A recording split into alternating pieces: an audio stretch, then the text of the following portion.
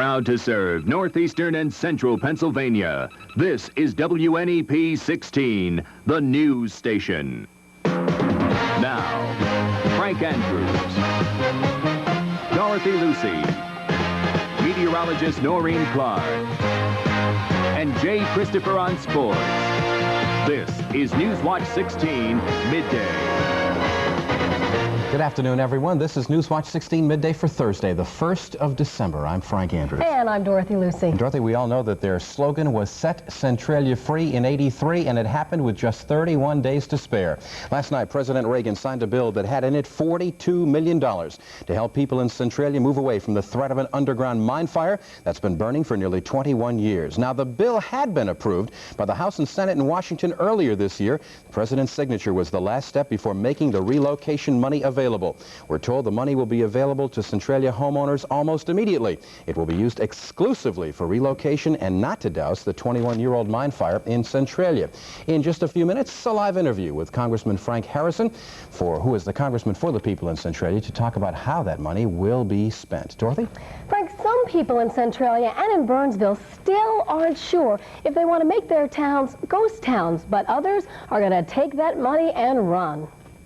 Driving into Centralia, you look around and realize the next time you pass by, the town might not be here. That hurts Don Murphy because this town and this church are his roots. The Bradleys were my grandparents, and they moved over from Ireland on one side, and they gave gold from Ireland to build the church, St. Ignatius here. And it's be a big loss, you know, to lose our church. It's a beautiful church, you know. How does that make you feel about having to leave this area? Well, I love it up here. But not everyone who can leave will. I'm very content with what I have, and I don't know what I'd get somewhere else, so I feel it would be, I guess I'm not a gambler. Don Murphy thinks staying would be a gamble with your life. You know, you got to realize, you know, you don't know if people are going to wake up in the morning or not, you know, and, you know, because of the gases. Some people here in Centralia and in Burnsville feel that President Reagan has signed a death certificate for their towns.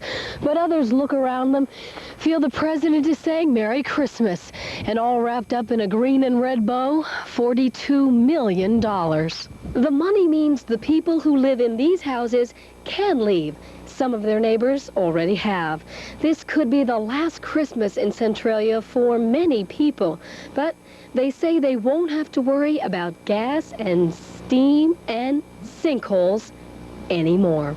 Now, a few weeks ago, Newswatch 16 first told you about the possibility of asbestos in the Plains Township Municipal Building. Tests on the asbestos-like matter aren't back yet, but even so, a library in that building has been reopened. Newswatch 16's Dan Fiorucci spoke with some Plains Township officials last night to find out why. It was earlier this month that the Osterhout Library voluntarily closed its doors to the public. The reason, Newswatch 16 identified dangerous asbestos in the basement of the Plains Township Municipal Building, in which the library is housed. After the report aired, township officials agreed to close the library as a precaution. But then last Saturday, they suddenly reversed themselves and had it reopened. The reason they did so was because the State Department of Environmental Regulation declared the building safe. The problem is there's no way for DER to know whether the air in here is safe, because the scientific tests that were performed in this library aren't back yet. So why was the library reopened? We wanted to ask Plains Township officials that question, but they declined to talk about it on camera. We also wanted to ask DER, but they also declined an on-camera interview. And so what we have is a potentially dangerous building now being partially reopened to the public. And the people who made the decision to reopen the library don't want to tell us how they arrived at that decision.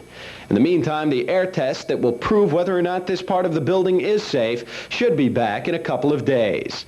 Dan Fiorucci, Newswatch 16, Plains Township. Police officials in Wilkes-Barre are planning some action that they hope will ultimately help traffic move a bit smoother through that city. Plans are to buy a new computer to change the traffic lights, as Newswatch 16's Mark Davis reports. The traffic light, when you think about it, it controls us to a certain extent. It tells us when to stop and it tells us when to go. But what controls the traffic light? Now, you might think that it would be something right here. But it's not. The main controlling mechanism for many of Wilkes-Barre's traffic lights is right here in this computer. For the last 8 years, this has been the brains behind the city traffic system, but now it's obsolete. Computers have changed so much in the last 8 years, it's hard to find parts and hard to keep this one running. When we bought this was the first of its type in the entire country in 1975. We were the first installation to have it, and so it worked very well. But now it's on its last legs, and the city's got a consultant looking for a new system. $150,000 been set aside in the new budget to cover the cost of a new computer, one that will do things pretty much the same way, but be a little bit more modern. With this machine, we can change the lights at any different location, have different amounts of green, different amounts of red, and put them in synchronization with the lights at the next block and a block after throughout the entire city. Within a few weeks, Bob Betzer will have the consultant's report. Then he's going to make the recommendation to City Council on which new one to buy. The new computer should be in place sometime next spring. Mark Davis, Newswatch 16, Wilkes-Barre City Hall. And Jay Kristopher has the Thursday Morning Electric Scoreboard next, plus a look at the Berwick playoff game coming up this weekend. We'll have those stories next as the Thursday Morning Newswatch continues with sports. The next big event on NEP, live and exclusive, high school championship football. The #1 rated Berwick Bulldogs will take on the North Pocono Trojans in the fight for the Eastern Conference Class A title.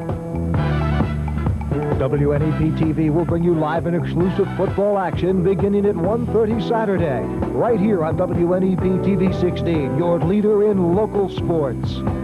Morning, everybody. 10.5 minutes before 7, and it's December 1st already. Happy December 1st, Frank. Thank you. Same to you, Jay. Good morning, everybody. The NFL's 14th week starts tonight when the AFC West leading Los Angeles Raiders visit the San Diego Chargers.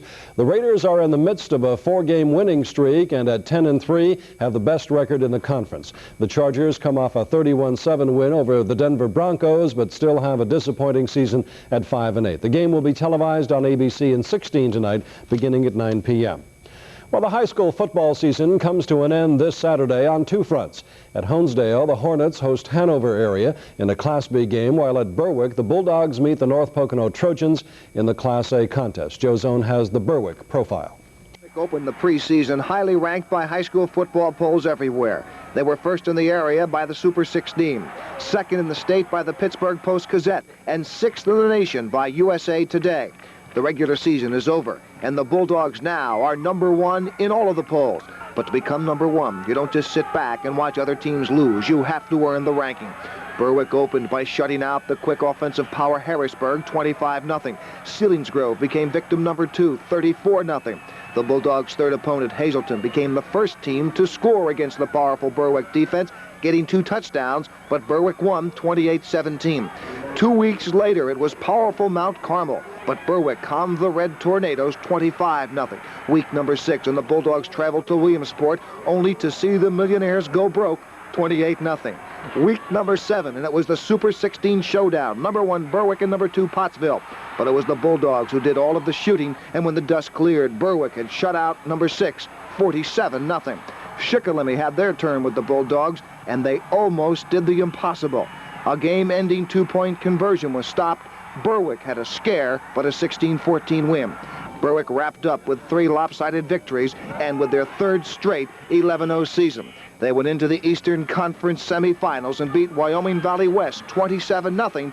The last stop now to a perfect season is North Pocono. Joe Zone, Newswatch 16 Sports.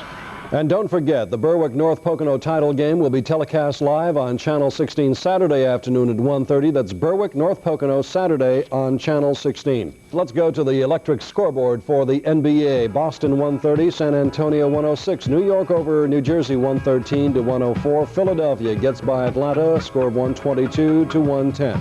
Elsewhere in the NBA overnight, we're looking at Cleveland defeating Portland 112-105. Milwaukee edges Denver 139-122.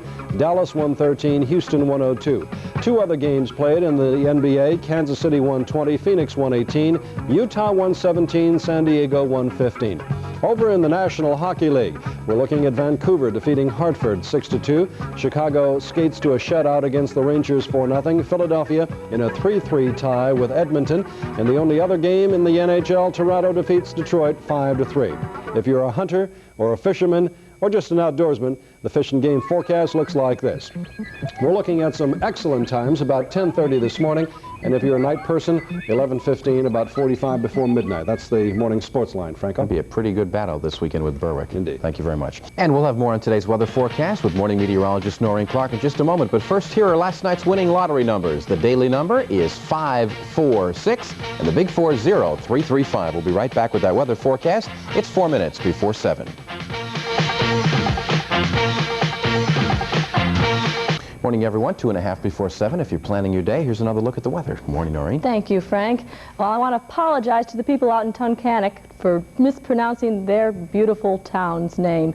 And this morning, we do look at a very chilly morning and a blustery day ahead. It's right now 30 degrees outside in the backyard, and the wind chill feels like 11 degrees Fahrenheit. And checking that forecast, well, we are looking for snow flurries this morning in the northern counties that could produce a dusting in the mountains. Today will be colder than yesterday, along with a gusty wind that's not quite as strong as yesterday, and we will have partly sunny skies. Clear and quite cold tonight, increasingly cloudy tomorrow. Showers of rain or snow are possible Friday night into Saturday morning. There could be a slight accumulation of an inch or less, and colder on Sunday. So December looks like a chilly month, Frank. Thank you very much, Noreen. And of course, last night, or actually early this morning about 2 a.m., the space shuttle talked to some ham radio operators here on planet Earth. ABC will have more on that next. We'll see you at 25 after 7.